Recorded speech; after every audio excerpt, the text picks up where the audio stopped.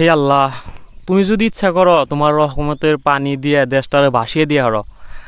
আর আজকে তোমার রহমতের পানির জন্যে তোমার রহমতের পানির জন্য আজকে এত সুন্দর সুন্দর সোনার ধান খেত মৃত্যুর মুখে মরবান হয়েছে।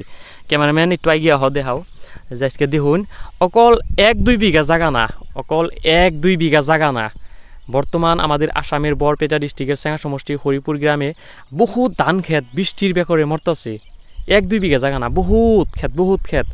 আর আল্লাহ তোমার কাছে সবাই একটাই রিকোয়েস্ট করে যে আল্লাহ তুমি যদি তোমার রহমতের পানি দেও নিশ্চয় কি জানি ধান খেত ভালো হবো। এনে 1-2 বিঘা জায়গা না, বহুত ধান খেত এভাবে মৃত্যুর মুখে পড়তেছে। বহুত বৃষ্টি নাই, মাটি ফাইডে গেছে গা, টসটসা মাটি। দেখুন ক্যামেরাম্যান দেখাই দাও এইভাবে ধান খেতের অবস্থা, এইভাবে গতি। আমারও মানে খারাপ লাগতেছে কি কমার, শালার কপালটাই খারাপ। আর একটা কথা, আমাকে যেহেতু বাবা আসলে বাবা মানে খেতিয়ক, তো আমি কৃষকের ছেলে হিসাবে আমার দুঃখ লাগে যে ধান খেত করতে যদি কত কষ্ট কত মেহনত করে ধান খেত করো নাকি, যারা কৃষক মানুষ তারা জানে। তারপরে যদি বৃষ্টি বে করে এমন করে ধান খেত মরবার নয়, তো মানুষের কেমবা লাগা হারানেরা কই। সো আমি এই ভিডিওটা প্রত্যেকজন মানুষের কমো জানেরা বেশি বেশি শেয়ার করুন, জানি আমাদের দেশের সম্মানীয় সরকার প্রশাসনের তরফ থেকে জানি কিবা একটা সহায় করে এই কৃষকগুলোর জন্য, নয় ইয়ারা বাঁচবো না।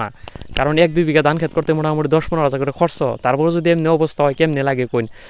ওরা একটা চক, ক্যামেরাম্যান দেখাই দেও, ওরা একটা চক এভাবে ধান খেত বৃষ্টির বেকরে কেম বয়ে রয়েছে, ফাইটে গেছে গা খেত খোলা। তো সবাই ভিডিওটা শেয়ার করবা, আর সবাই ভালো থাকো সুস্থ থাকো, খুদা হাফিজ, বাই বাই।